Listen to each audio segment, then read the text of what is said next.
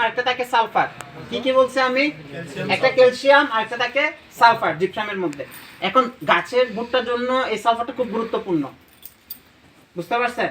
Sulphur ও পটাশিয়ামের কথাটা বলি। পটাশিয়াম ভুট্টার কালার যে আপনার উজ্জ্বল হয়, সুন্দর হয়, এটার জন্য দায়ী কিন্তু পটাশিয়ামটা, মানে লাল সার। এই জন্য জমিতে ঠিকমতো লাল সার দিতে হয়, বুঝতে পারছেন? এখন এই যে দেখেন সালফার, সালফারের কারণে কি হবে? গাছের পাতা সবুজ থাকবে, কিন্তু এই যে পাতার মধ্যখানে আপনার জালির মতো সাদা সাদা দেখাবে। আপনার ছবিটা দেখতে পাচ্ছেন? হ্যাঁ, সুস্থ পাতা হলে একদম সবুজ পাতা থাকবে, কিন্তু এটাতে দাগ দাগ থাকবে, এরকম সাদা সাদা দেখাবে। এটা হচ্ছে সালফারের অভাবে, বুঝতে পারছেন? আচ্ছা, এরপরে আসেন হচ্ছে জিঙ্ক।